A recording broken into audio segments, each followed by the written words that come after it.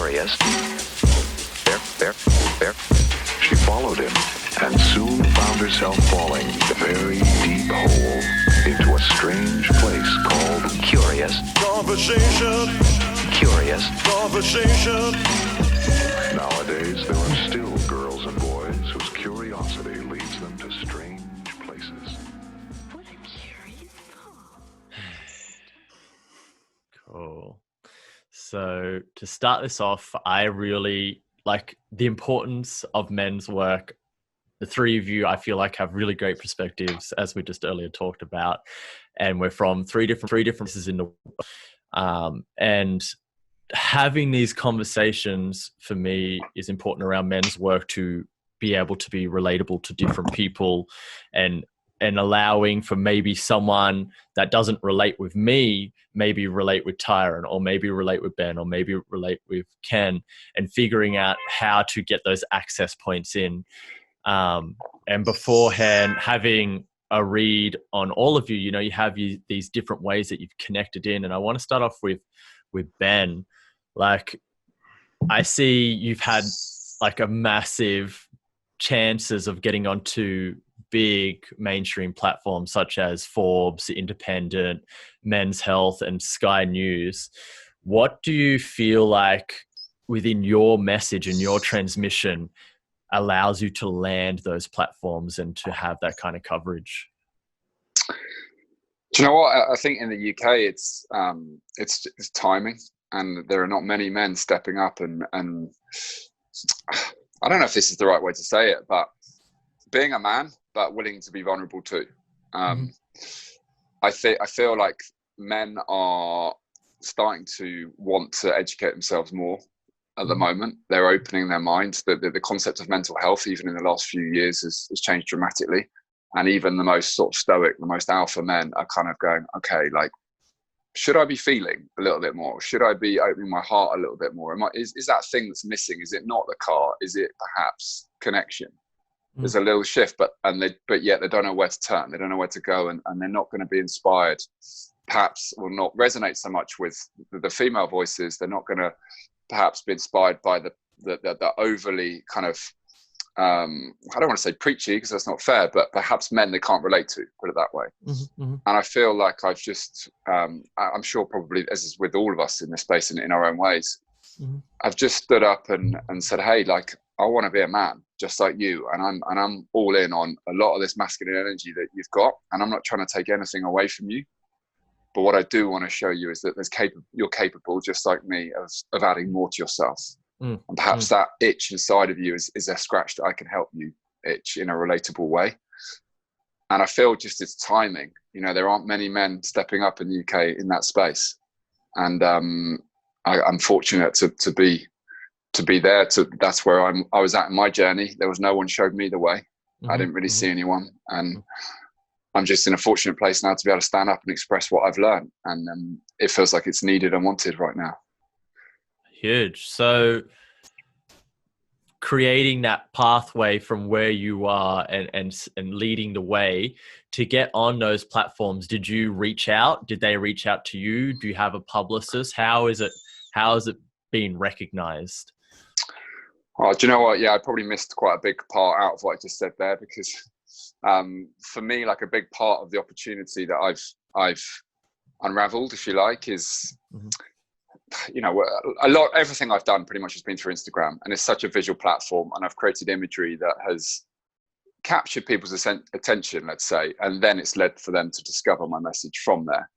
And it allowed my message to stand out, and that is in that my message is all about being open, vulnerable, naked, raw, removing the masks, bearing my soul, stripping away masculinity, all these kind of this language. So I use imagery that could reflect my message, could bring my message alive, that would capture someone's attention that normally wouldn't necessarily be bothered to read my message.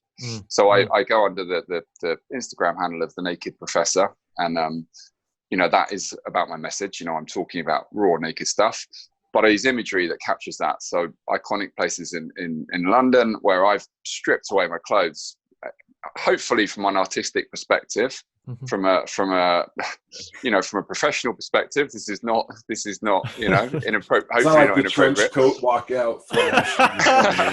Exactly.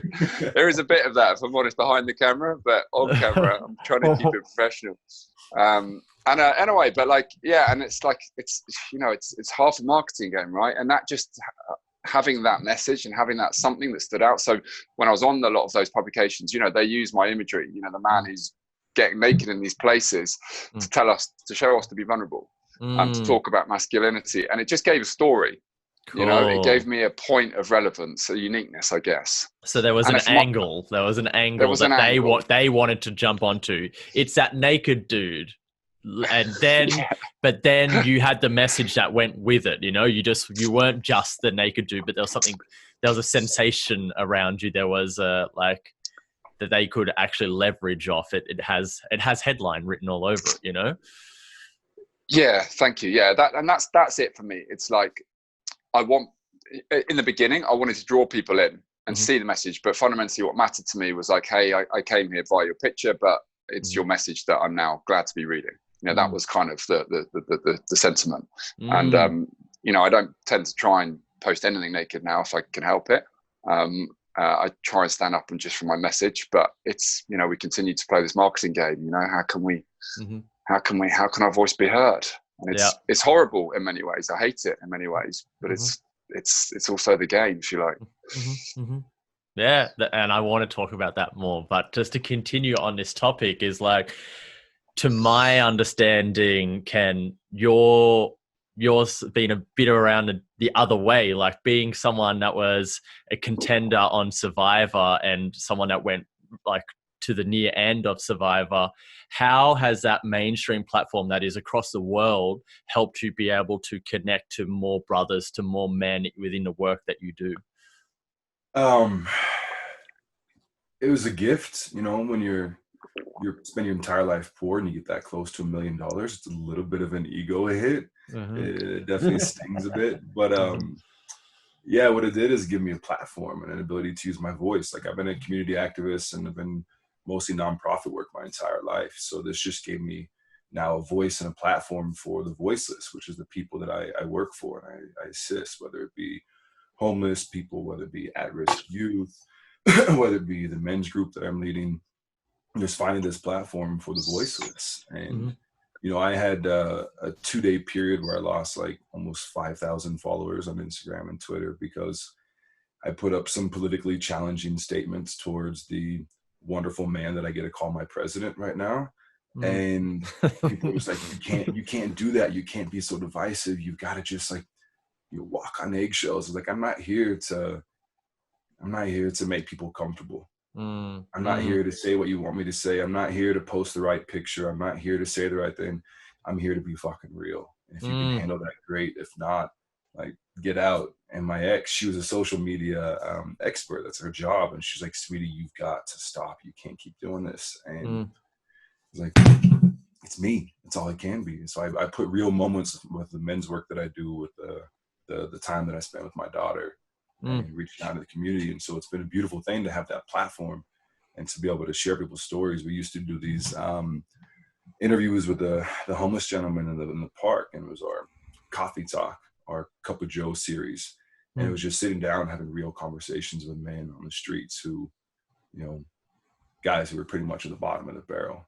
They're hitting rock bottom, and most people just, here's a buck and I'm out.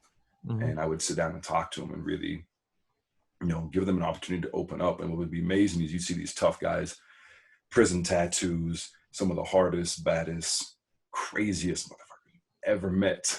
And 5 minutes into the conversation, and they're sobbing and they're talking about how much they miss their mom, and they're talking about how badly they hate their father and all the shit that he put them through. And it's just, to be able to share that and to be able to give that person a voice has been pretty special experience. And so that's just what I'm continuing to do. And it's, I see people in my position that they're growing their media platform faster, and they're not taking those hits like I'm taking. But then again, they're also just, they're 100% playing the game. What do people want to hear? And that's just what I'm going to spoon feed them. And I'm not about that.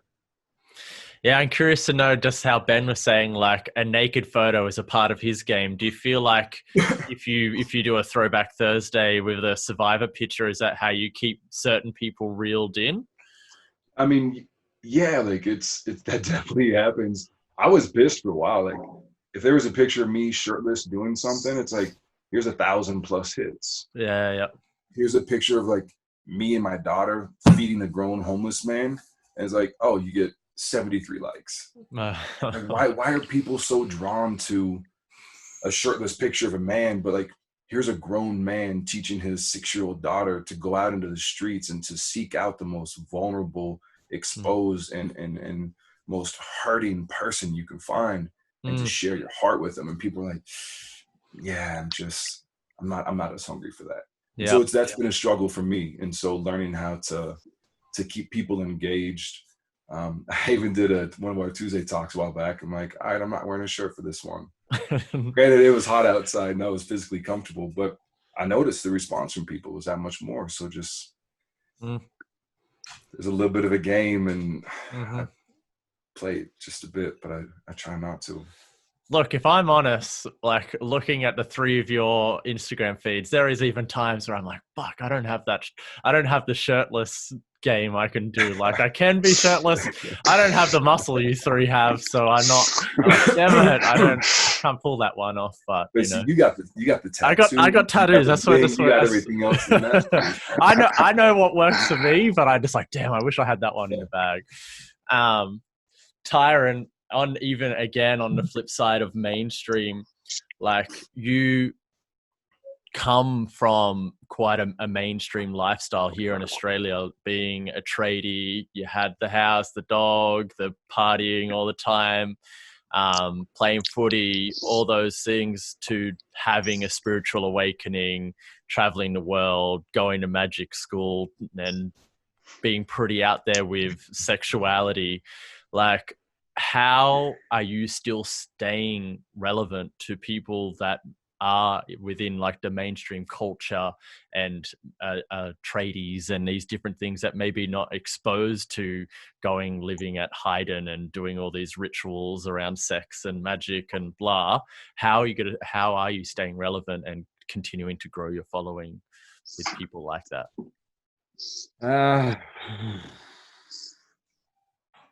I don't even know. I don't even know how I gained a following. You know, like I don't. People go, "How did you become a coach?" And I was like, I don't know. Mm-hmm. I created a Facebook page and an Instagram account.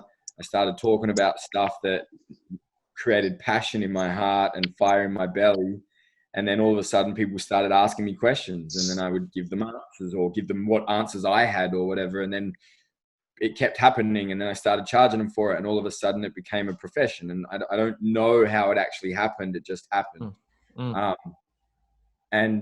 But yeah, as far as like, you know, I remember being in a ritual. This is gonna maybe freak you guys out, but I remember being in a ritual in this magic school. I won't say which one because there's a few I've been to, and I was I was masturbating a woman's etheric penis. There was a whole bunch of us doing it. So I was masturbating a woman's etheric, which means not real, but etheric penis. And I was on my knees, and I kind of stopped for a second and was like, what the fuck has my life become? What am I doing? My dad would be so proud of me right now, you know, like an English soccer hooligan that grew up in Australia. Yeah. And, you know, so there's definitely been some like, okay, how do I take what the intention of that ritual was? How do I bring that into a way that is digestible for the majority of especially male psychology or consciousness? And it was like, you know, it was a seeding ritual, it was an intention. It's like, what are you seeding into the world? And so I try to bring as much of the spiritual concept of life, cosmology, astrology into the reality, right? Like, so sexuality is a big thing for me, and I think it's a big unspoken, unresolved issue in our society, right? Like men's sexuality, we are predominantly the predators in our society. We are projected on that we are the predators, and then we are the perpetrators of all of the sexual assault and sexual rape. And statistically, it's true. Absolutely. And so I'm not saying that it's not true, but why is it true? What like, rather than just blame the men for it, why is it men's fault? What can we do to stop it happening? Like, how can we create the change that's needed? And, you know, I was 27 working in the mines, jacking off to porn 4 times a day, you know, using Tinder like a secret black book. And it ran my life. And it was like, why did it run my life? Because I was seeking validation. I needed external love because I didn't feel internal love. And sex was the thing that made me feel valid. And so, you know, that's predominantly what I work with a lot of the men around. But sex is the first thing. It's like, once we get beyond the scarcity around love and intimacy, then we can actually go into something deeper, or like higher than, like, if you look at the chakras, higher than the base chakra, we come up into the heart, and we can actually start like generating more love, more intimacy in other ways. We're not so caught up in this base desire of fight, fuck, and feed and money. And we can actually start like what Ken's doing, having just beautiful, intimate, like sharing love with humans on a human level, not worried about how much love I'm getting or what I'm doing. And like what Ben was saying, we can be vulnerable from the heart and be honest and integral with like what's actually true to us. And there's this aspect, I get caught up in, I've been in spiritual containers for a while, and they have a dogma with their words, and I get really sick of hearing, speak vulnerably, be vulnerable, be authentic, be whatever. It's the same thing. And so then I come up with other ways, and I'm like, it's not vulnerability, it's just honesty. It's like men are actually starting to get honest with themselves. Men are actually starting to be like, you know what? I do have feelings and I want to express them. I am fucking hurt and I need to let this out. And they're actually just becoming honest. And that honesty takes so much courage. And like that, and then when we can get to that place and we can tap into that part of a man, we see a whole different type of man. We don't see the strong, stoic, still man that we are so ingrained to see. We see a beautiful, soft, compassionate man that wants to live life from his heart in all the areas that he is capable of and express it however he wants to express it. There is no rigidity in masculinity anymore. It is way beyond our outdated concepts of what a man is. And that's what I try to hold space for. There's no right or wrong. There's just like your expression. And if it comes from the heart, there's nothing wrong with that. Oh, yes.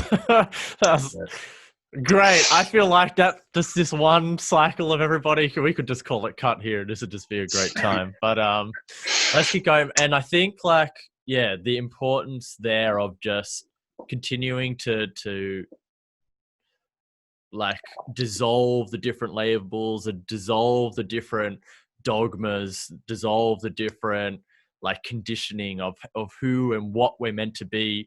And this is what I'm finding like quite curious in this time. Again, I'm just in this moment thinking about the mainstream of it all, is like the words I hear most is like men's mental health. This is mostly what's pushed first, is mental health. But I just want to leave this one open to anyone that wants to grab it, is like, how from there is it getting tied into emotional health and spiritual health, and why are these not the ones that are at the forefront around, and whatever other bodies you want to talk about? Physical health is sort of, that's a given. That's what men are meant to do. They're meant to be physically healthy, but mental health is the wave that we're in now. But what about energetic, spiritual, and emotional? Can I, if I can just, I'd love to answer that. Also, just follow up, because I think it ties in with what Tyron said at the end there. When, for me, fundamentally, like if I'm wrapping up this concept of mental health, what we're missing, or what so many people are missing, is this behavior of coming from our heart. Our heart is our truth. You know, it's our reality. It's not our conditioning. It's not who we've been shown to be. And the validation. You know, I love this phrase of, if when we're coming from our heart, we're coming from love, not for love. You know, we're not seeking everyone else's validation. We are just being us. And I think where as men, where we get lost is that we're talking about mental health. We're like, okay, well, if I need to express myself, if you're saying, hey, as a man, I need to express who I am and do it. Well, I'm fucking angry and I'm going to go and smash this and I'm going to do that and do this and da-da-da. and we miss that that's not our heart. Mm. You know, we're not getting connected. I mean, our heart has got, obviously anger is a natural emotion within us, but anger from a heart is very different from anger from our head. In wanting to make people wrong and criticize and judge and blame. Anger from our heart is a natural emotion that we can feel and express, but we do so in a very different way. We can acknowledge it, and it can be a very healthy thing. And I think it's, for me, the massive part of this journey in terms of, if we're giving it, like, I still put it under the whole bracket of mental health, because fundamentally for me, it's how we feel. It's learning what actually our heart is and learning what our truth is. You know, Tyron, again, you said vulnerability is just our truth, which I totally agree. That's the fact that we have to call basically coming from our heart, being vulnerable, just shows that it's not the normal state. You know, it's the vulnerable act to share from that. And that is what I hope is changing now, is that when we connect with people, it's when we see their hearts. That's their truth. That's their reality. It's when they're aligned. It's like, I fucking see you now, really. Like, I get you. Before, you were saying this stuff to me, it didn't feel like you. It was just this behavior that was coming out like this. But now from your heart, I'm seeing you, I'm feeling you. Now I feel like we're getting somewhere. For me, this whole thing is about showing men what their heart is and allowing them to connect to it and allowing them to express it. And then, because it's that space, I mean, Joe Dispenza is massive on this. You know, when we align our behavior with our how we actually our truth. I can't remember, actually, he's got a brilliant quote which I wish I could reel off now, but when we're aligned with our truth and our behavior follows that, our truth inside of us, not the validation, not the conditioning, not the person that we think we're meant to be for society, but our heart, whether that's against the stereotypical masculine behavior, but it's our truth or whatever it is, then we're aligned internally. And when we're aligned, if we're talking about mental health, then we've got pretty decent foundations for living happily, contently. We've got a place of inner peace. We feel we are being who we're meant to be. And so, like, all of this, I think the more you go into it, the more it all kind of ties in.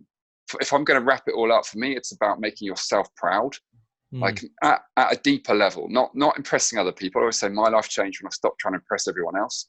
I started trying to impress myself. And that was vulnerable, because a lot of people start judging, going, what the hell is Ben doing? Like, that's not what a man should be doing. But it impressed me, and I felt more proud of myself. And then from that, I'm in a good place to start moving forward. I'm sorry if I've taken that a bit off topic, but I felt it kind of, I wanted just to tie in with what Tyron was saying at the end there. I like what you said, Ben, about what a man is supposed to be. We've got thousands of years and multiple layers of conditioning of this is what a man is supposed to be. I mean, I grew up in a small town in the middle of the Bible Belt in the US where misogyny, racism, all of that runs rampant. And a man doesn't cry. A man doesn't show emotion. A man shows no sensitivity. A man is a rock. And if you're anything other than that, you're a pussy, you're a little bitch, you're a fag, you're all of these horrible things. And you grow up being conditioned that there's a small little box of what you're allowed to be as a man. And even outside of that, even when I've left that small little town, you go other places and there's still, you're pigeonholed as a man. You know, guys would meet on the streets and I had a conversation like, why you want to talk to me? Why you asking? And they'd get defensive, like and it was like, I'm just asking how you feel. Simple, basic question. How do you feel today? Why do you want to know? What are you up to? And I was like, I'm not an interrogator. I'm not a spy. I'm just a human being asking you, how do you feel today? And they couldn't do it. And I would have to dig and pry and push and scratch and claw, like find that little crack. Like, all right, there's a crack, work my way in. Just before they could even begin to open up.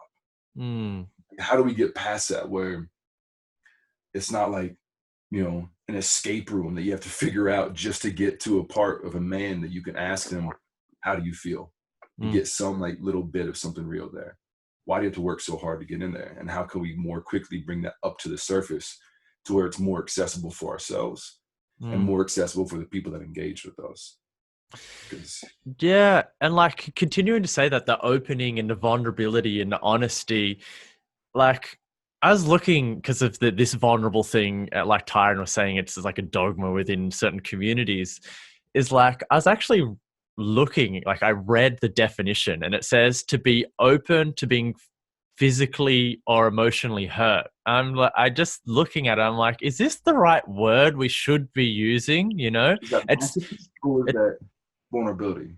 yeah, vulnerability is to be open to the possibility of being emotionally or physically hurt. And I'm like, I don't know if I should be telling people that, you know? Same with people being, you tell someone to be humble. It's like, this means to feel like you're less than someone else is actually what it says in the dictionary. So there's certain words that as leaders like ourselves, people that are trying to communicate a good message, some of the words that we're quite prominently using seem about a bit counterintuitive. And I think somewhere in our DNA, especially with men, we know this somehow, and we're like, no, like we're meant to fucking fight off the possibility of being hurt and physically or emotionally. So I'm curious to know, like, from everyone, like I like that, just be honest. Honest feels right. And I'm guessing I just want to know again with Ben and Ken, like what are other things you're using, words that are creating a bit more alignment for men to not feel like they have to be in a place where they are going to be emotionally hurt or they are going to be physically hurt from showing a different side of themselves. Well, I just want to jump in on something here. Yeah. Two things. One, Ben, you said something, I had to write it down. It was like, show men their hearts.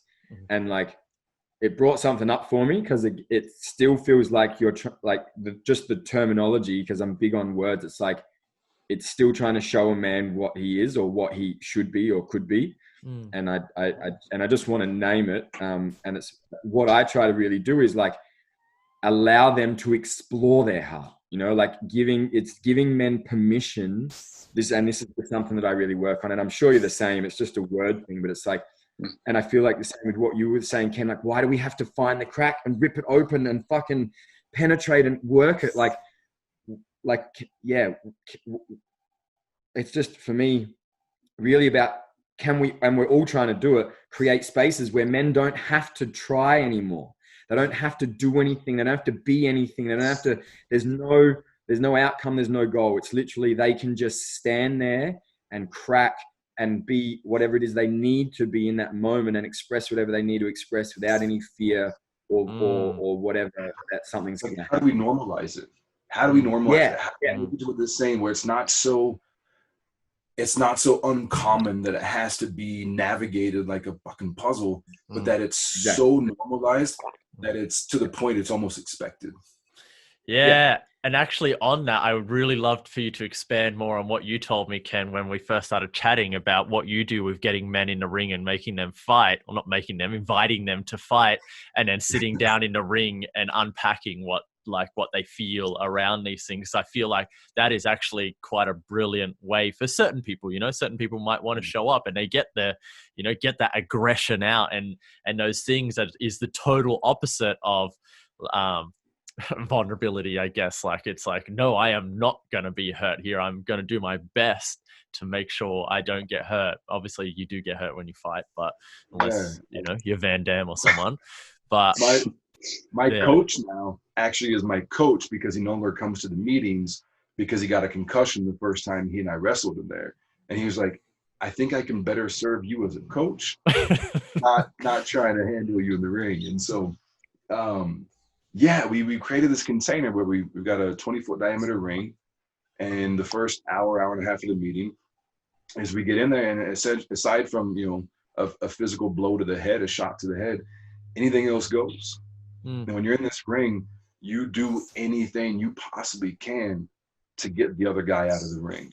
But the way that we started off with is, I lived in Hawaii for 5 years in a small Hawaiian village, and they have this concept of sharing the ha, which they believe that your soul resides in your breath. And so when we step into that ring, it's not all right, motherfucker, let's go, pure aggression. We touch foreheads, we lock arms, we embrace, and we share our breath for a moment. And then we pull back, and you lock eyes with that man, and you share either with your eyes, or you can share with your words, whatever you're comfortable with, your appreciation, your affection, your love for that man in front of you. And in the moment you feel like that moment is complete, then it's on. And physically you go. And sometimes you have guys laughing, kind of going at it. Other times we have guys that they want to kill each Mm.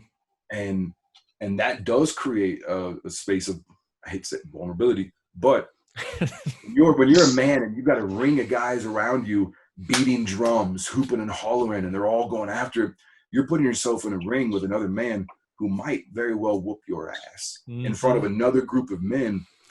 That's a really scary space to be in, to put yourself in a space where you're going to allow another man to whoop your ass in front of a room full of men.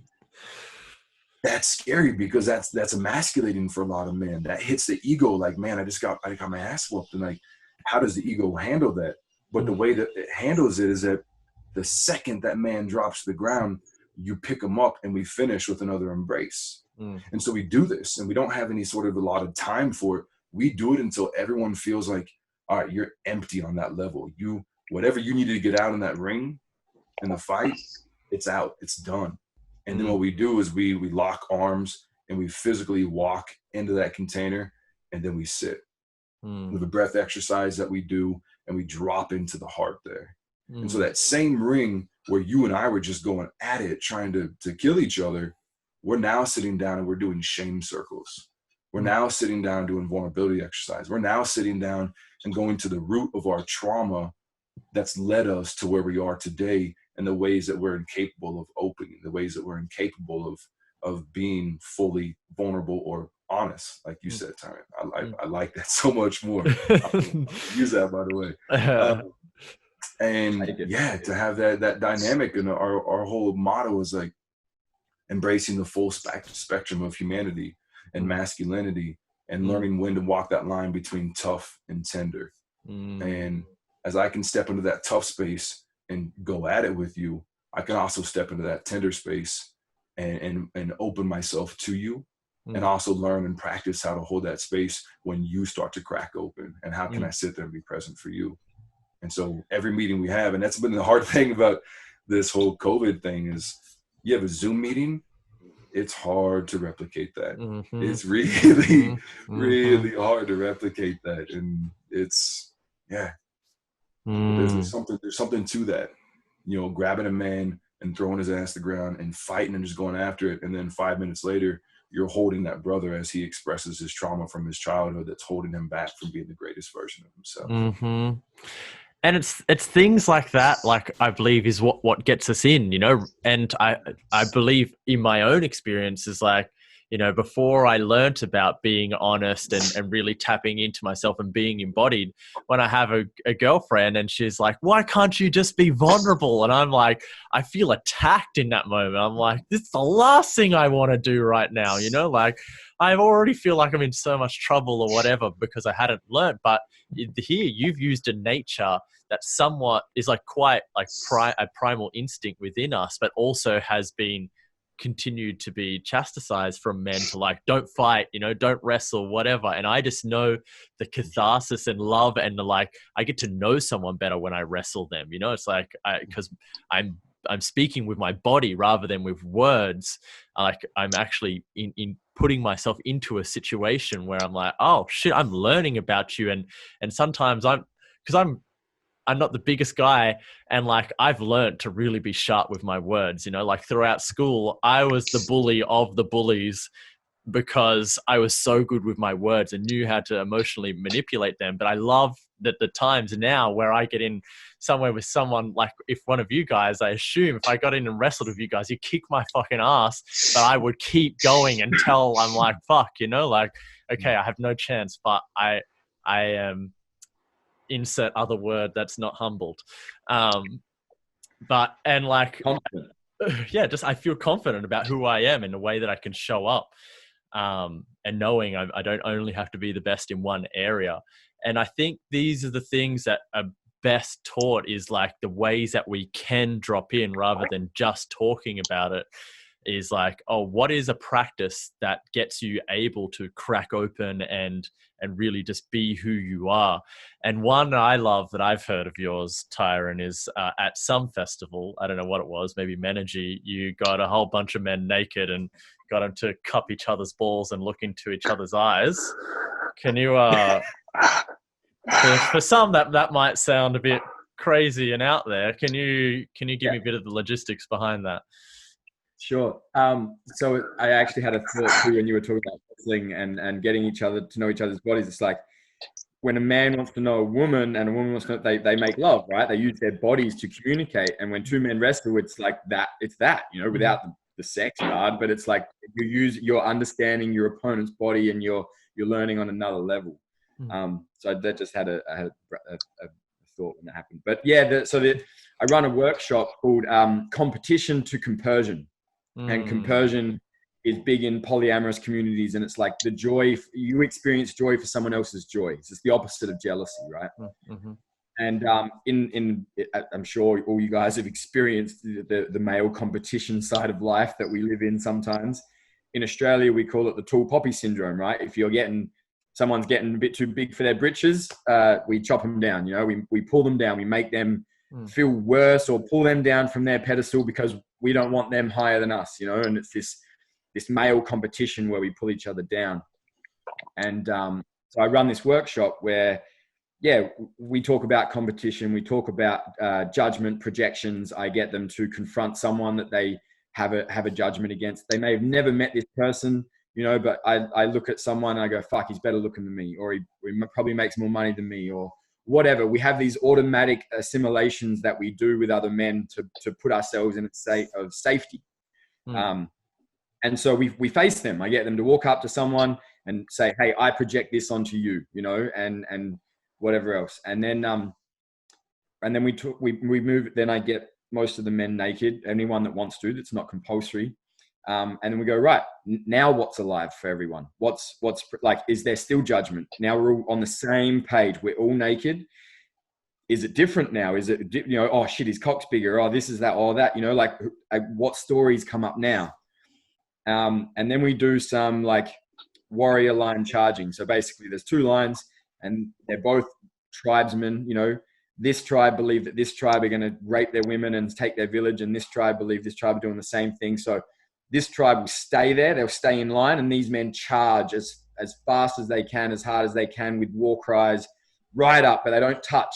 And they stand there and they're just letting it all out, you know, and the other tribe would just stand there. So they're not backing down, but they're not coming to, they just hold, and then they swap. And so they practice kind of embodying this energy, releasing it to each other. And then I get them to calm down. They both walk to the center and they go from this competition, from this hatred, from this anger, from this rage to like, okay, can you see that this man was protecting his family?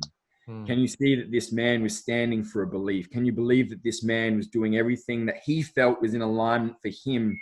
Can you love that part of him? And then, yeah, we do a shoulder hold.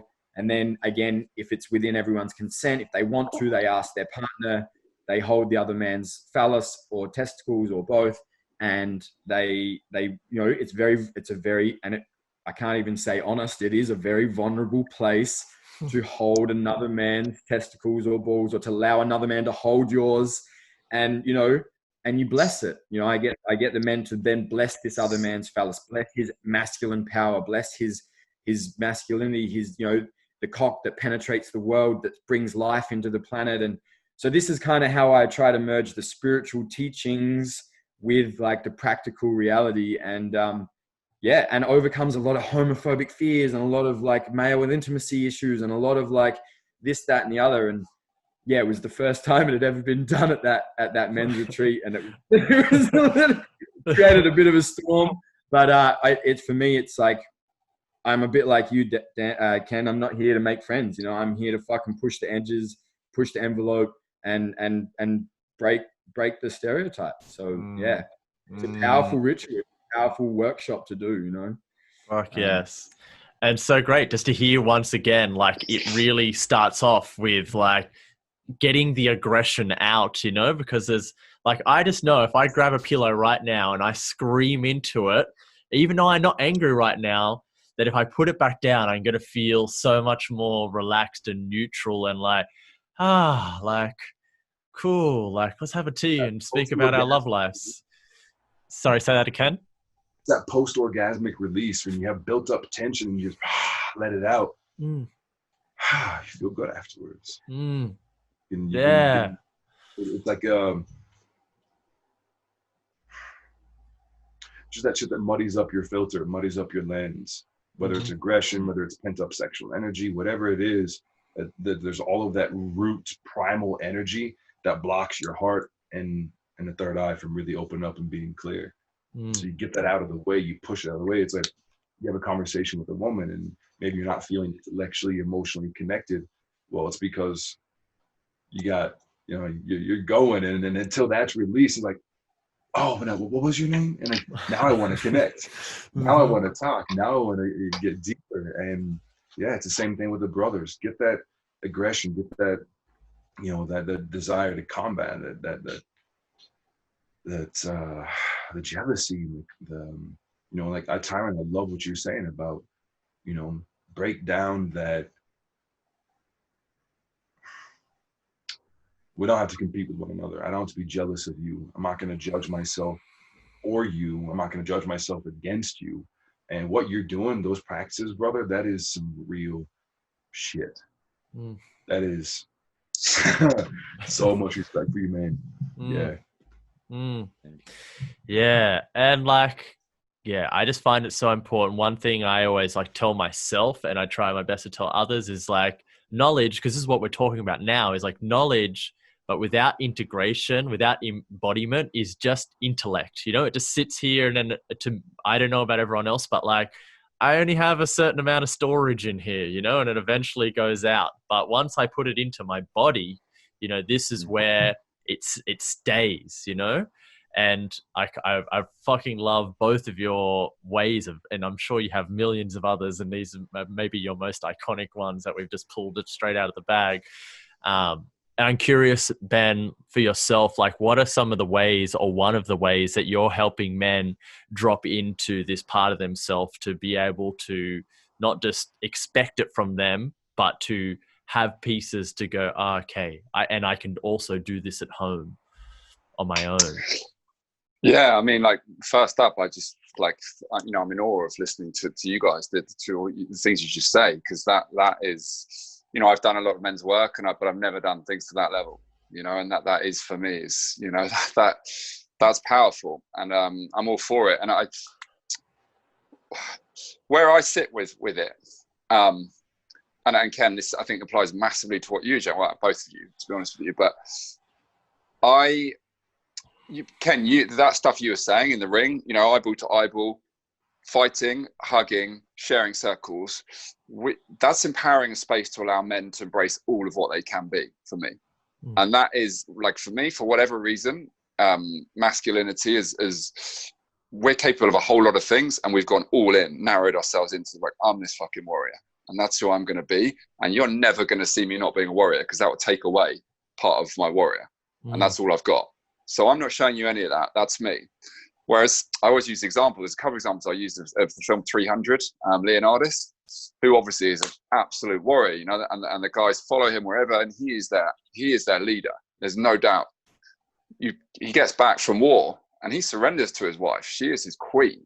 He is empowered by her. He will sit in the space and let her feed him with love, and he will surrender and be that soft, open-hearted man. And for whatever reason, kind of over the years, we've just gone in on just Leonardis the warrior, and we won't go and surrender. We can't show that side.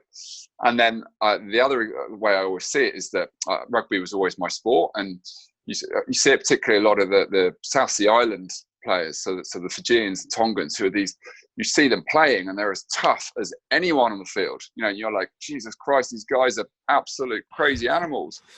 And then you say hello to them off the pitch, and they're laughing and giggling, and they're sort of like little kids, and they're so kind of cute. And you're like, wow, how does that work? How can they be all soft and giggly, and yet? And it's just because they're prepared to show all of them. And I don't know, for me, Western culture has just said, you got to go all in on being this. And particularly in the UK, it's like, if you're going to be a tough guy, you ain't showing no cracks ever. You're going all in on that. So for me, it's just about standing in front of people and trying to show them. We talk about vulnerability. We're changing that in this conversation already, and this is how I see it, but being honest. And it's just saying, hey, guys, this is me. And I would try and show them my warrior and being strong, courageous and tough and brave and whatever it is, but also really softening and opening myself up and owning it and being soft and loving and kind, and allowing them space to go, oh, shit, in this room it's okay to do that. And I can be that, and I'm not having to avoid that other part of me that is natural, but I can just step into this full range of all of what I am now. And that's freedom. It's non-judgmental. And that's like Tyron, you're saying, you know, just allow them to be. Now we're giving them that space for me. And I said about showing the heart, because I honestly believe, for me as a man, I did not know how to connect to my heart. I needed someone to really show me, and it wasn't until people stood in front of me and showed me their heart, and I saw it, and I was like, fuck, I feel connected to you now. I see you. I don't see what you're wearing and what you look like and all these judgments that I made of you before, and that you're not my cup of tea. I now see your heart, and your heart is my cup of tea. I feel connected to you, and I don't give a shit what you look like anymore, because I'm connected to your heart. And that showed me, I was like, okay, I kind of want more of that. And I feel more connected to you than my mates who I've known for 25 years and never seen that in them. And we've talked a whole lot about football, but I didn't see their heart ever. And I feel closer to you in these few days than that.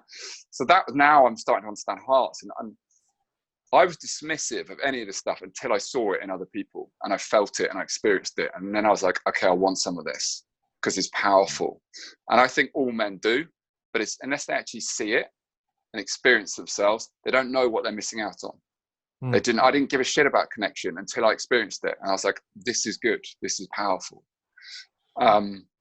So yeah, I've gone off on tangents, but for me, fundamentally, like Tyron said, it's allowing space. It's standing in front of men, allowing them to embrace all of what they can be, and getting out of these narrow boxes of conditioning, of categorizing yourself of all, this is all I am, and you can't see any other aspect. You know, we all know in this space, true strength is embracing, being comfortable enough to embrace all of what you've got. And that's tears and warrior status, you know, that's true strength. Yeah. Fuck. Yes. And like, there's something you said in there around like stripping off the clothes and all the things like that build up an identity in a materialistic way, and even your skin, your beard, whatever it is, so you can just see the heart. But to reverse that, which I'm curious for everyone here, is like, quite evidently we are white males here. And for me, like, I don't have, like, we all have a similar following on Instagram, but my audience is mostly white people. It's actually mostly white women, and then followed by white men. But figuring out how to connect with more minorities, such as the queer community or people of color, especially right now, there's so much going on in that audience. And a lot of us are stepping up to really show our support. But actually, like, I just know, like, statistically in my programs, at my workshops, at my events, like all these things, it's majority white men and straight white men. And for someone, I'm sexually fluid, and I still appeal to majority of white straight males. And I'm curious to know, one, if any of you are diversifying further into more minorities. If so, how? And if not, what do you feel like you do need to embrace further to create that? And I want to leave this as an open forum. It's not for anyone particular. Yeah, I mean, I definitely have a predominant, like, thanks to Facebook and Instagram and all the statistics, you can see who your audience is and all that stuff. And like 68% of my following is women. And, you know, a large portion of them are aged between 23 and 29 or whatever, you know, or like 26 and 33, whatever the age bracket is, you know, middle-aged, white, single women.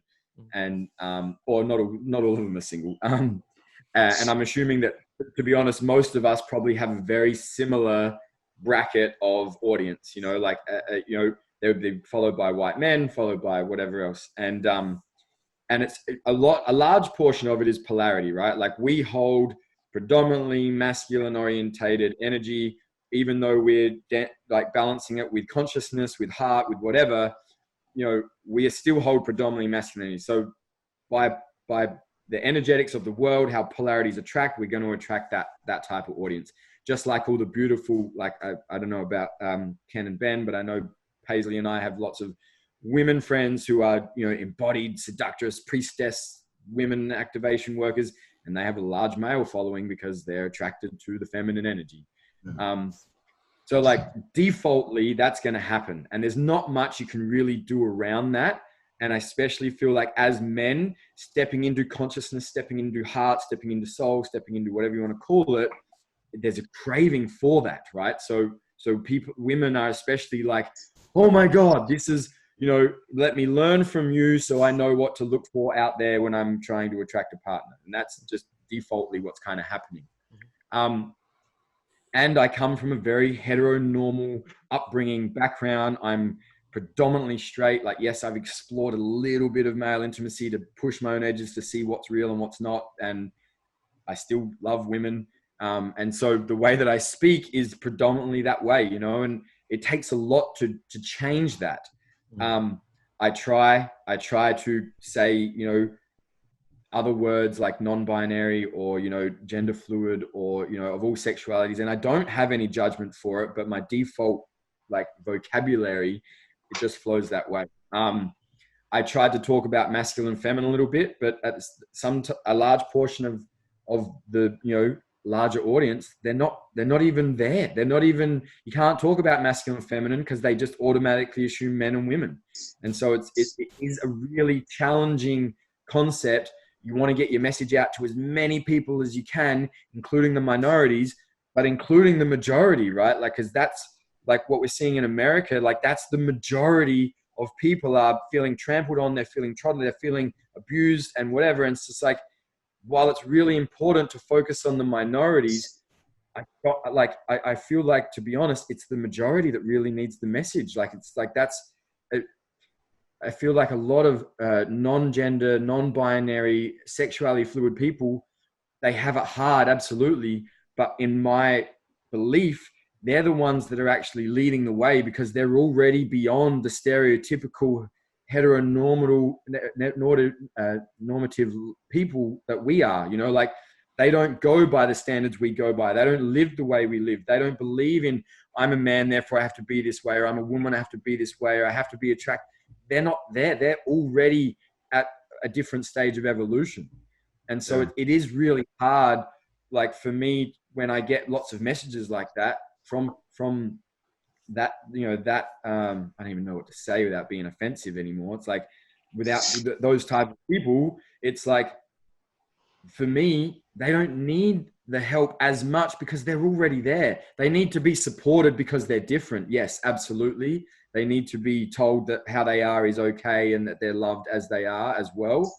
But yeah, it's, for me, especially the upbringing I had, it's like, they're the ones that need to be encouraged to grow and expand and move out of their comfort zone, because they're the ones that are kind of locked.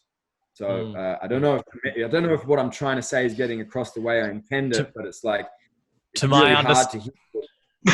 To my understanding, you're saying that you want to help.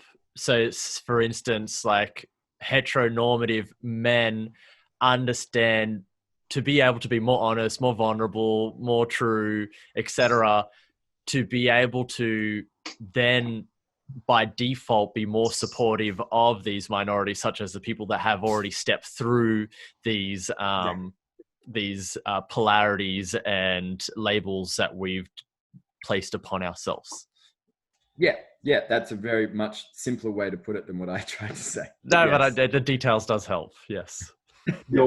My friends in like I call them like the fringe communities, people who are minorities, whether it be sexual minorities, racial minorities, religious minorities, they've been on the fringe. They've been on the outside for so long. They've been pushed to their boundaries. They've been pushed to their edges at a much earlier point in life. And a majority of their life has been spent on the edge, getting pushed to their edge, whether by themselves or whether by others. And so, you know, we always speak about trying to be a full spectrum human. And that's a full spectrum human as far as embracing all of humanity, whether you're man or woman. And yes, I lean more towards masculine, but because I have a 10-year-old little girl, I do everything I can to try to embrace my femininity so I can be more available for her. And so if we talk about trying to be a full spectrum human, yeah, most of those people in the fringe communities are already there. Like, it's kind of how they live. And, you know, I've seen people who you can tell, like, okay, that person's trying to get to the African American community. That person's trying to get to the LGBTQ community, and it seems inauthentic. And so I think the people that I enjoy following the most, and the people that, you know, appreciate my work, other people's work, it's because we're not trying to. There's no goal. I'm not trying to get a specific type of person with this particular post or message to now jump on and follow me. I'm just being me. And if you like it, great. And if not, no big deal. But I see a lot of that in social media where you can tell, like, okay, this person's fishing. You put bait on the line, and you know what you're trying to catch, and you're specifically trying to get a desired result or a desired following. And it just, it's, you see a lot of that, and it feels inauthentic. It feels pushed. It feels forced. It feels, it's tough. Sorry, go on, Paisley. Yeah, no, you go. No, I was gonna say, I hear you, Ken. It's I come at it from the same place. I show up, and from my heart, and I didn't know where the message would go, or where it would land, or who would read it, and who would like it, and who wouldn't. And I still don't really know, if I'm honest. It goes where it goes, and I have a particular drive. I'm sure we all do in this space, to make a difference as men, to give men more understanding of themselves from our own experiences and our own education, because no one taught me anything when I was growing up, and it didn't help me. Not to blame anyone, you know, but there weren't many male figures in the space. So that's a real passion of mine, simply because, having lived in two different ways, I know this is a much nicer way to live. The space I'm in now, where I'm connected to my heart, there's so much more fulfillment within me as a result, and I want others to experience that. And I'm talking about my own family members. I've got brothers who aren't connected, and I want not from a place of trying to prove to them I know better, but from a place of wanting the best for them. I want them to experience love and connection, and to do that, they need to connect with themselves. They need to go to that place. They need to open themselves up. They need to let themselves be seen. So I try and show that.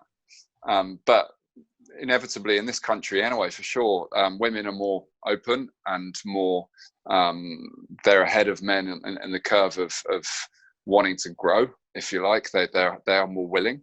So despite my message, I'm writing a book about masculinity. Despite it being that, it's still women who generally are commenting and engaging and being part of the conversation. And I wonder, and I hope, that the men are silently reading and engaging, and they're just not forthcoming in showing up and engaging, because they're not quite ready, and they're silently growing. But I just don't know. But what, like Ken said, what I'll always do is I'll come from my place of heart, and people will get, the right person will get it from there. And and like you said earlier, Tyron, as well, like if people don't like it, that's, we're not right for each other, and that's cool. You know, we weren't here to be right for everyone. And I never want to live that way anymore. I tried it, and it wasn't a great space to be, you know. So I think we're all saying the same thing fundamentally. Show up from your own place. 100%. And there's definitely like a cohesion around like our following of women.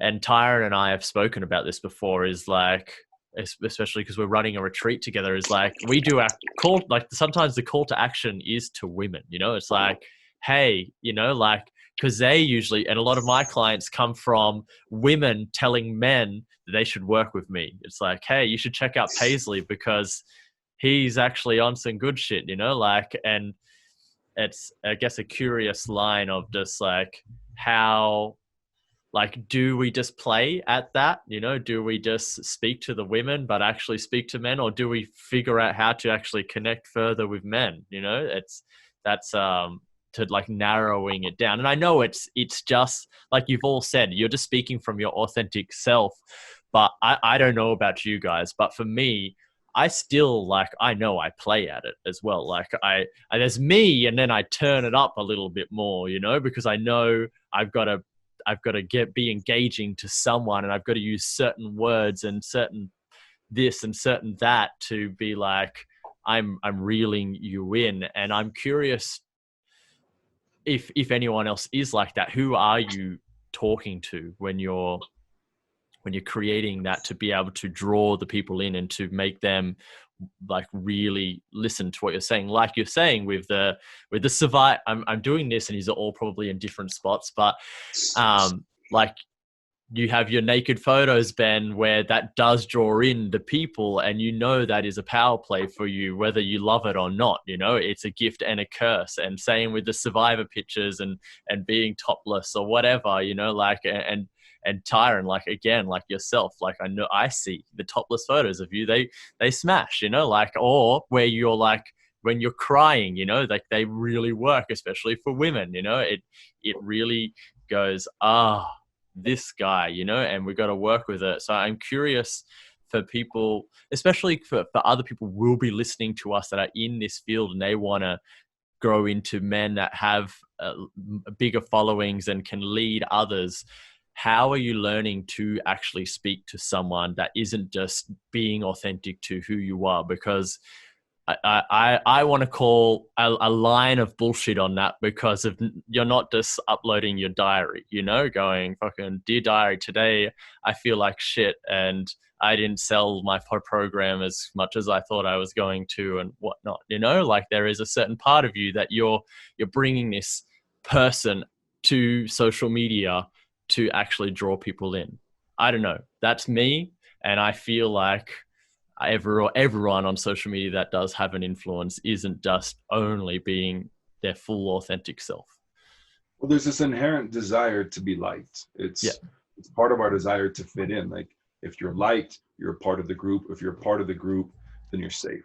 Mm-hmm. And so that's one of our strongest biological desires, needs, and forces that drives us. Mm-hmm. And so it's constantly trying to break out of that. Like, what am I saying? Why and how? Am I just posting when I'm happy?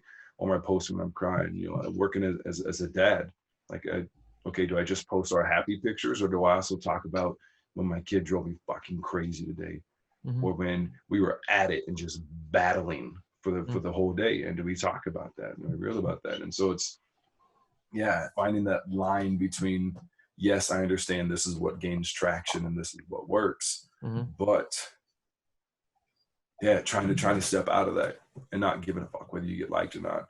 Mm-hmm. And are you willing to post something knowing you're going to lose followers when you post it? Mm-hmm. Are you willing to put something up knowing that it's going to trigger people? Are you willing to post something knowing that you're only going to get 50 likes instead of 500? And are you willing to do that? Mm-hmm. Mm-hmm. And I think that's like the social media, the social media ability to be honest, to be vulnerable. Are you only posting the good days? Are you only posting the sexy pictures? Are you only posting the shit you know is going to get traction? Or are you willing to post that other shit that you know is not going to get traction, that might lose some followers, that might lose, with the algorithms, that might knock you down a couple pegs? Are you still willing to put that out there? Mm-hmm. Mm-hmm. And Totally. That's how I built my following. I found and it was on purpose, right? I did a Facebook Live, and the title was "Why Every Man in the World Should Be Anally Penetrated," and my whole and it was a live of why men should be anally penetrated, and I spoke to it for like 16 minutes. And I posted it in a bunch of like Aussie Man Cave and Blokes World. And I posted in all these bloke groups. And then I posted it in all these Masculinity Rising and Tantra Wisdom. And I posted in these Tantra groups. And I let the algorithm do its own thing, I copped heaps of fucking hatred. I copped heaps of like blokes saying saying I had brain damage as a faggot and blah, blah, blah, and all this other stuff. And then I copped all these Tantra people being like, "Oh my God, you're amazing, and all men should listen to you." And I used that, I used the part of me that was going to get negative feedback, because thanks to Facebook and the algorithm, negative feedback is going to support. It doesn't matter. Comments are comments, Mm-hmm. And so and yes, it was edgy, it was vulnerable, it was scary to do a Facebook Live on that, because I knew what some of the feedback was going to be. But at the same time, I still do believe in that. I still do believe in that message. Maybe not as intensely as I, portrayed it, because it was done with the desire to create a reaction. There's some theatrics to it. Yeah, exactly.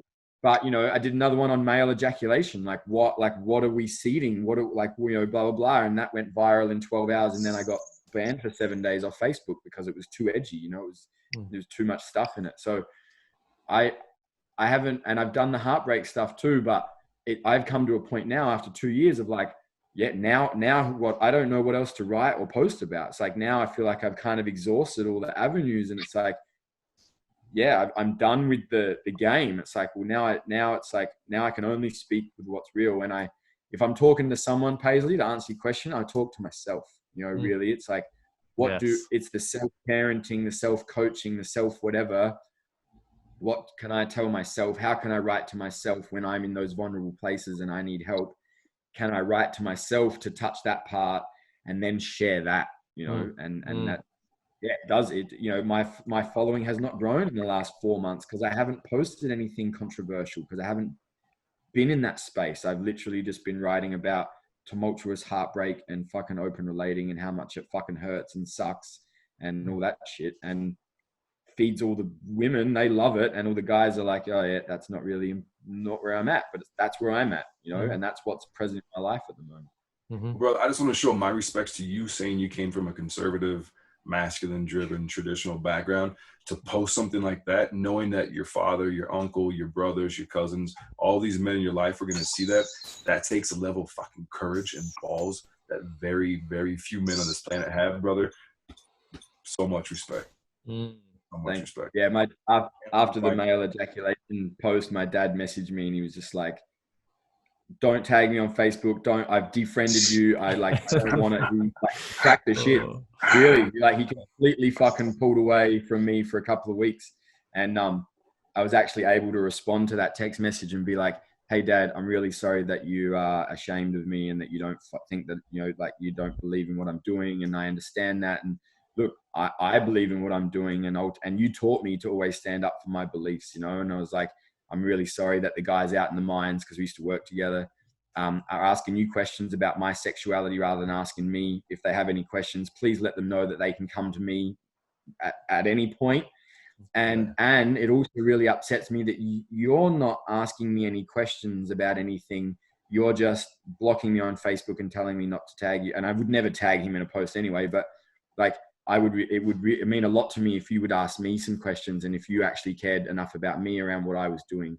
But I understand as well that if that's not your truth, then you don't have to do that, you know. And I got a message like an hour later of like the complete opposite response, you know, like he cracked to another place and he's like, look, you're not killing anyone, you're not hurting anyone. I am very proud of you. I don't get it. I don't understand. And it was me doing the work for the past 4 years coming to fruition. It was healing my relationship with my father on a whole nother level. It just sucked that I had to do a post like that to get to that place with him, because we don't have this amazing, honest, sensitive relationship all the time. And that's why we're here. We're rewriting that script, that ancient script of what a man's supposed to be. By doing that, posting that, and having that conversation the way you did with your father, you're rewriting that. And you're changing the script, so the next generation isn't going to have to go through what we went through. That's big, brother. That's big. Everything that you two have just said, like every word you just said, I'm fully on board with all of it. It's really powerful. But I guess my story in terms of where my following, a lot of my following came from, is that I had my story is that my whole personal development journey started through, I struggled to orgasm and sex. That was my thing all the way until I was 30, and that led me to a coach. And I lived with a professional rugby player, and she was helping him overcome an injury through hypnotherapy. And I was like, fuck, what have I got an injury? You know, because she did the same for me. So I started working with her, and if I knew that she was going to coach me into exploring my feelings and being vulnerable and all this kind of stuff, I'd have been like, no. Like, I thought she was going to coach me into be a sex guru. So I went there and started learning and unraveling, you know, and she didn't teach me anything about sex, but I became more in tune with my truth, you know.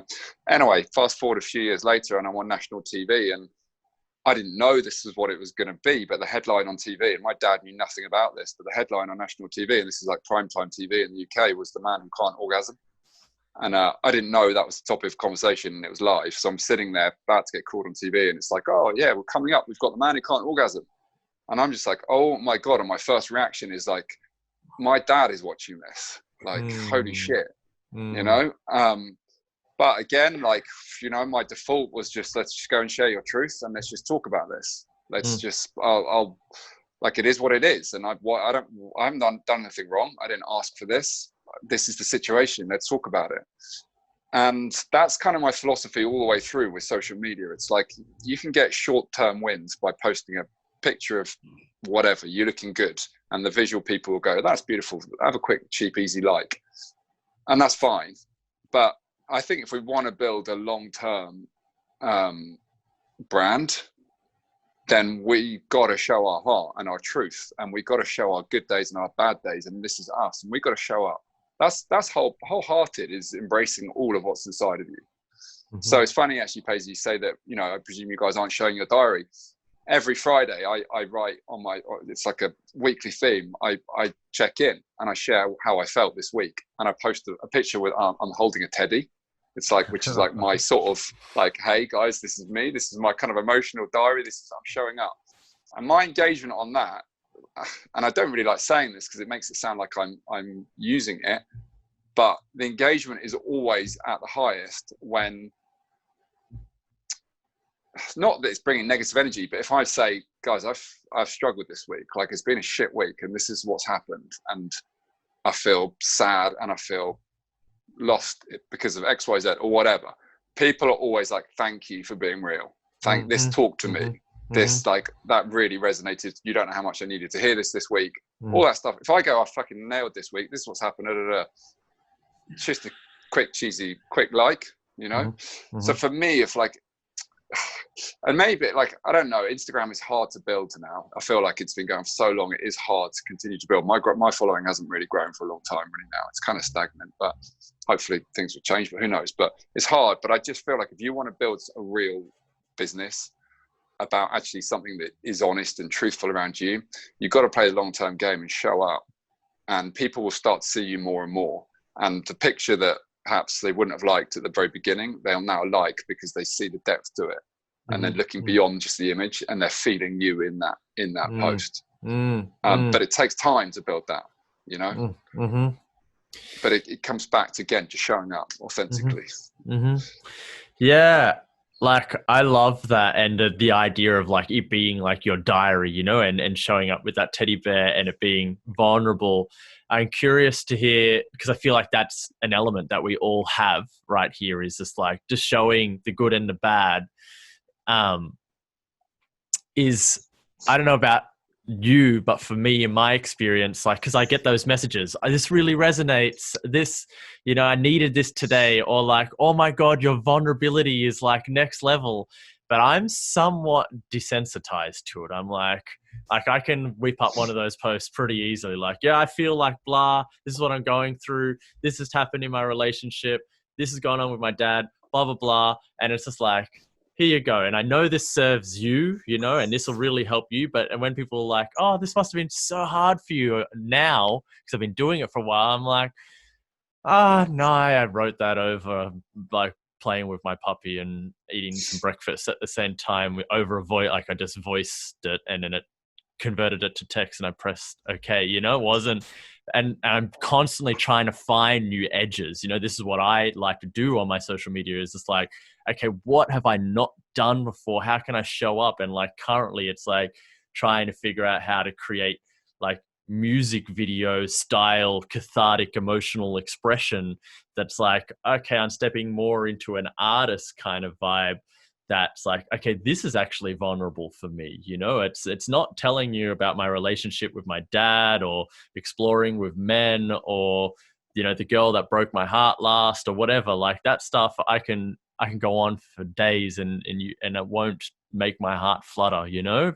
But I'm curious to know how you're finding, each of you finding this new edge for yourself to not be showing up on social media as a utilitarian thing. Like, I've got to do another post. Here's another excerpt from my diary. It's actually, this is what's making me feel more. And I've had a real conversation with myself that made me grow after posting this. Mine's human interactions, like everyday human interactions, you know, because that's what majority of us are dealing with every day is human interactions. You know, I was at a mystery school again, witnessed my ex-girlfriend who I still was madly in love with, fall in love with someone else and have my heart ripped out of my chest. And I took a break off social media. I like literally had nothing to write. Like I couldn't, like I didn't even want to write stuff on social media because it just felt like me in pain, just looking for like support, and I didn't want to do that. So I basically just put everything on hold for a few weeks, and now I'm in the rainforest and I'm building my own cabin, and I'm meeting guys that, you know, cut down trees that are bringing it out to my thing, and you know and I'm just meeting everyday regular blokes, and I'm re-inspired by the normality of these humans, you know, like their generosity or the way that they give, the way that they share, the way they speak to me, someone who they've never really met. And I'm just like, oh my God, this is changing everything that I've just learned about all the spiritual communities for the last 4 years. And I'm like, there's a part of being human that is so divine and so beautiful and so amazing. And I'm witnessing it and I'm experiencing it again. And so, yeah, for me, it's like, it's actually paying attention to the subtleties of my everyday life. You know, I'm at this big, amazing piece of land. There's a sauna by the river. We get to have saunas every Sunday and go swimming in the river. And like, it's just listening to the birds fly over. Like the pigeons sound different to the other birds because they don't squawk. So when they fly in a flock, it's just wings fluttering. It's like paying attention to that stuff and what I'm feeling in that moment. And that is what inspires me to write something new. And it goes beyond just the basic, I had a shit day, I had a good day. It's like I get to feel something so much more profound. And that's where a lot of the new creation is coming from for me right now. It's like the subtle, simple things in life that I can share with people, because in COVID, when everything's in lockdown, we can't go and do all the things. This is what we're looking for. We're looking for intimacy. We're looking for honesty and transparency and love and connection. And it's like, how can I connect with people on a human level? And so that right now, that's where my new inspiration for posts is coming from. Fuck yes. That's the thing. Any author, any comedian you listen to, when they're trying to tell jokes about someone else's life, when they're trying to write through the perspective of someone else's lens, it doesn't feel as authentic. So just write what you know, speak what you know. The way I found to get the energy, the excitement, the curiosity from the followers that I've got on social media, as I started to we do this Tuesday talks, where every Tuesday we talk about like a really vulnerable subject, whether it's about race, racial inequality, sexual shame, regardless of what it is. And so what I started doing is I started taking polls. And so on Tuesday morning, I would say, okay, like, we're completely open today. What do you want to do? And it was just get feedback from people. Like, you tell me a topic and we'll pick one. We'll pick the one that strikes like the biggest chord. Or, okay, this kind of seems to be the arena of what we want to talk about. Within this arena, here's these two things that we could talk about that are kind of on opposite ends of the spectrum. You vote and you choose and you pick the topic for tonight. What that does is it creates some ownership with them. Like, they feel like, oh, I had a hand in choosing the topic that was going to be discussed tonight. And not only do I want to be more engaged now, but I'm going to show up. And I'm going to tell my friends to show up. And then I started inviting guest hosts on. So we did a talk about like relinquishing shame around our past and like our religious connections the other day. And I would do about 5 minutes and say, okay, who wants to come on next? Who wants to share their story next? And to let these people come on as a co-host for 5 to 10 minutes and just like, people would start off kind of like, you see their body language, they're kind of shy. And then you give them that invitation, and all of a sudden you're getting someone's entire fucking life story and all this shit just pouring out. And it was beautiful to allow them to engage, allow them to be part of the process, and allow them to kind of choose and direct and kind of navigate the conversation and what's going to be spoken about. And I've learned that creates ownership. That creates like, I want to show up on Tuesday because I'm going to be a part of this. And I feel like this isn't just, it's not, I always finish with, it's not a you and me, this is a we. And that's something that I feel is continuing to get people to step up more. Incredible. I actually think I seen your last one on Tuesday.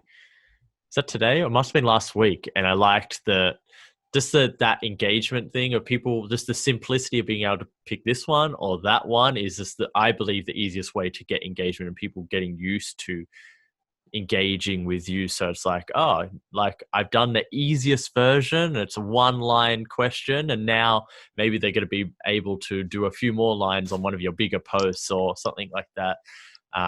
So that's really cool. I seen the way that you're cultivating them, and especially around what's going on in the States right now, asking people what their opinions are on these certain things and having the different ways. Like, and again, it's just it's being topical, but not just trending, but also topical in your life, is what Tyron was saying, and what it sounds like you're doing as well is like, and it's to me personally, finding the blend as well. It's like, what's sort of like a lot of people talking about, and also what's going on in my life, and how do I merge the two to go, okay, like let's meet here, like something that you understand, something that I've got going on. Let's find out how we can make this work together. Yeah, bro. Yeah. Thank you. Yeah, totally. And I would entirely agree with everything again you guys have just said. And it goes back all the time to showing up, like, and being, again, I feel like I'm using the same language, but being vulnerable enough to say, I don't know everything, but I'm going to show up and I'm going to open this conversation up for us to sit in this space together. Mm-hmm. And this is, I'm not proclaiming to be an expert, and I'm not claiming to know all this, and I'm learning as it is, as we go as well. And I'm taking you guys on this journey with me, but this is my experience. And if it helps and it resonates, then that's great. And if it doesn't, then let's talk, and being okay. I mean, I've just entered into this whole conversation about racism in the last few days, and geez, like I've learned more in the last 3 days than I did in 38 years of my life, from what's going on right now. And, I got it wrong. If I'm honest, at the beginning, I got it wrong, but I'm better 3 days later for getting it wrong and showing up and not claiming to know it all in the first place. Mm-hmm. And it's just like, I believe fundamentally, if you show up from your heart, you might get it wrong, but you're never going to go too wrong, because you'll be honest enough to admit it and to be open to it, and to you're not egotistical enough to say, hey, this is how it is, and you guys are all fucked up if you don't get it. It's like, I'm here with my heart, and let's talk and let's be open. And that, I think, always, I thought I'd run out of content months ago, and it just seems to just keep new things crop up because your heart is open, you'll sit in a space, you'll show up, and things flow. And 2020, it's been one thing after another to open our hearts to. So for me, it is showing up. Don't worry about the results, show up. Yeah, and I like that willingness to be wrong, that I think that's what continues to be able to create more content. Because if you're just stuck to what you run out of things to talk about and to really feel something. Because I know if I have a willingness to be wrong, there's like, it's going to create more engagement. But also for me, like I'm curious, and people comment, I want to extract more information for them to understand the ways that I'm right, the ways that I'm wrong, and their perspective, so I can get a better education like you have just, and me definitely, over this last little while about like racism. And now I've had to address some of these things because of, for instance, like I recently saw this triangle, and it was like unaccepted white supremacy versus this way bigger triangle, that part of it underneath it of like accepted white supremacy that we do. And I'm looking in and I'm like, fuck, like I've done that, and like not that long ago, and being like, okay, like now I'm gonna start unpacking this as well, and hoping that by me showing up and being like, fuck, I was wrong, that someone else goes, oh, like, yeah, me too, actually. And by owning it, it's like when you go to like Alcoholics Anonymous, AA is like, I'm an alcoholic, and then it's like, that's like 50% of the work is just going, okay, like this is me. Now let's figure out how to solve it. Is like, yeah, fuck, I was like racist in a very subconscious way that I didn't know. My intention wasn't that, but the action actually was, and I think, yeah, that's a great way to be showing up on social media. I feel like it's midnight here, and Tyron, I can see you're rubbing your eyes. You're ready. But I want to just just to wrap it up, if all of you in just the whatever length you can, but maybe let's try and keep it short, is this for any men that are listening or women that have men friends that are curious about starting to work with men like ourselves and learning how to show up and be honest and want to take those new steps, but it can be scary. What is just a very, like your message that can go, here's the permission for you?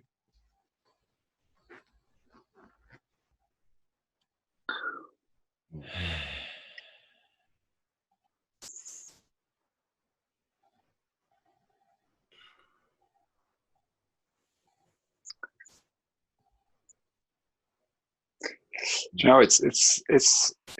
mean, look, the silence says a lot. We're all tapping into this space. It's a big question.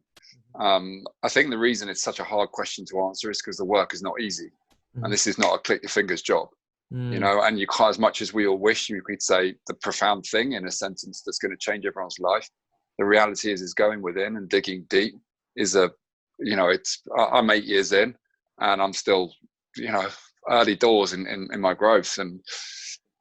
But if we're going to start anywhere, there's so many places, there's so many quotes that come to me now, but for me, I love the quote that for me just gives so much permission to men, not only men, but everyone, in saying that your wound is not your fault, but your healing is your responsibility.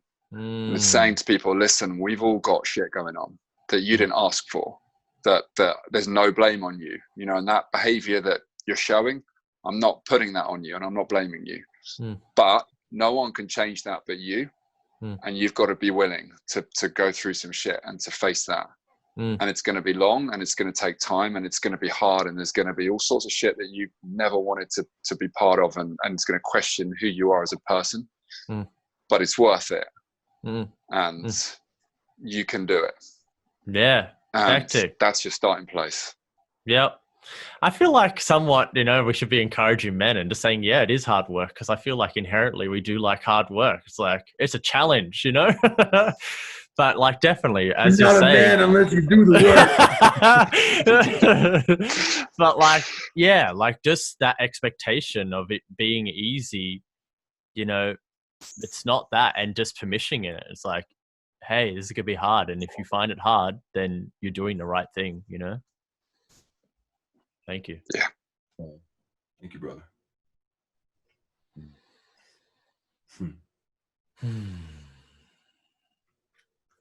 It's so funny.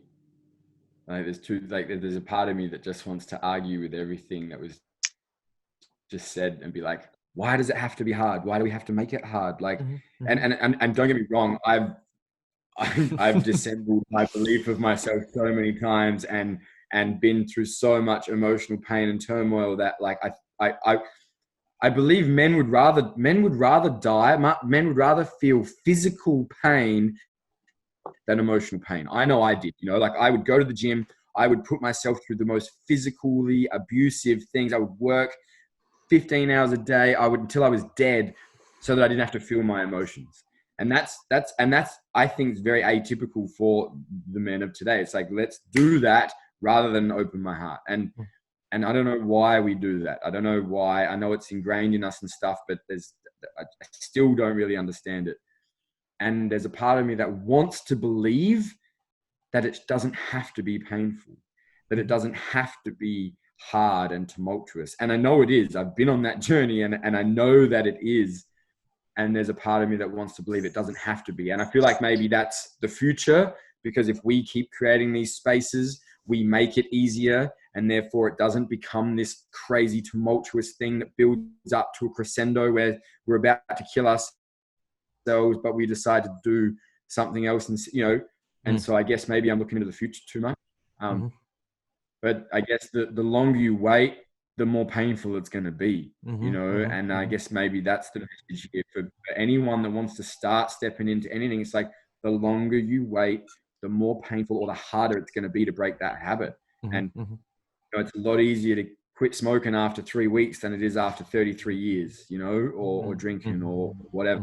And it's the same for our emotional pain. It's the same for our relationship scars. It's the same for whatever. It's like you keep running the same pattern, you're embedding it deeper and deeper. And so the sooner you can observe that pattern and cut it, the more liberation you're going to have, you know? I mean, that's like, do we really want to get to 65 years old and be like, fuck, I've lived the same year every year for the last 45 years of my life, and I wish I had done more. Like, I like, it's, yeah, you know? And it's hard. It is fucking hard. I look back and go, it was easier as a bricklayer. It was easier as an ignorant fucking alcoholic young I go there so often bricklayer. that it's not. And, it's not you know, true. But it's, well, maybe it was easier in some regards as far as not having to emotionally feel, but it was way less fulfilling. Way less fulfilling. A big thing I heard there about you saying like, no, I want to challenge it. I want to say that it's easy. I think a part that I get from it in that message is like, do the hard work so the next generation have it easier, you know? Because of a big part of when people say, why do you do so much personal development and all these things? I say, because I want to have kids one day. I want to have kids, you know? And just at current stages that I'm at, right now, I feel pretty confident in that area. But you give me a couple of years ago, there was just no, I'm not having kids. No fucking way. Because I'm not going to be able to show up the way that I believe a kid deserves to be brought up in this world. So no, you know, but now I'm putting in the work and I believe that's it's a certain responsibility, but you've got to choose it for yourself if that's what you actually want.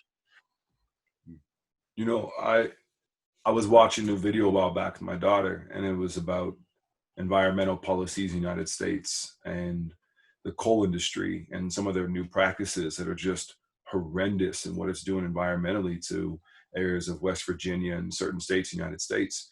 And we were watching this, and I just stopped it and I asked her, I said, who do you think made that new practice, that new thing that they're doing? They're just blowing up the mountain instead of checking if there's coal first. Just blow it up and there's nothing there, move on to the next, blow that one up. And she looks at me, she goes, Dad, obviously a boy. And I asked her why. Why do you think that was a boy? And she goes, because boys are dumb. Like, they break stuff for no reason. They break other boys' stuff. They break their own stuff. And they're dumb. I don't understand them. And you look around right now in the United States, we literally have cities on fire right now here in the US from the protests. And you look at a lot of this and the bricks being thrown through the windows. It's not women with the bricks in hand throwing through the windows. You don't see women jumping on cop cars, lighting them on fire. When you look at rape cases in the United States, is it the women raping the men? When you look environmentally, economically, socially, religiously, you look at a lot of the pain and the heartache and the shit going on in the world right now. And our world is literally on fucking fire. We're getting close to that point of like tipping so far. We're getting to that point of no return. And I'm looking at the men around me and I'm like, we are literally in a position right now to save humanity. Like, the world needs you. And it needs you right now to be the best version of yourself. It needs you to be the strongest version of yourself. It needs you to be the most sensitive version of yourself. We literally have to step into that full spectrum masculinity. And if we don't, the repercussions might just be the fact that this world as we know it is done. It's fucked. If there's ever been a time in the history of humanity for men to step up and really do the fucking work and to show up and to rewrite thousands of years of bullshit masculinity, it's now. The time is now. And there's never been a time like this before. Yeah. Save the environment, to save the economy, to save humanity. Everything beautiful here. Men have to step up their game. Huge.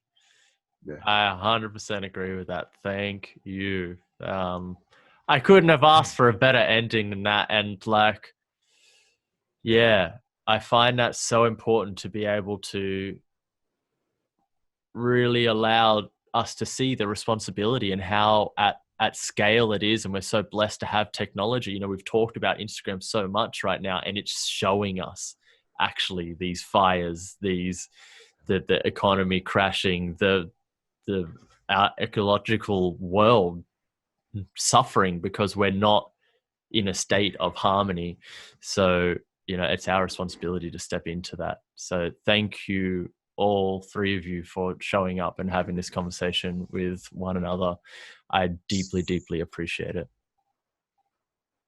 Much love to you. Thanks guys. very much, Reese. Oh, Nice. thank Thank you. boys. Cheers, guys. Appreciate It was that. lovely to Thank meet you. both of you. I look forward to the future. Be in Yeah. touch. Yes. Likewise. And I'm coming to your retreat. Hey. You guys are collaborating on. Yeah, let me know the details. And, Come. if I can hop on a plane, I'll get over there. You just want to do some ball cupping, don't you? Hold me in one hand and Reese in the other. You're going to have to go outwards cross-eyes to gaze at us. Curious. There. She followed him and soon found herself falling a very deep hole into a strange place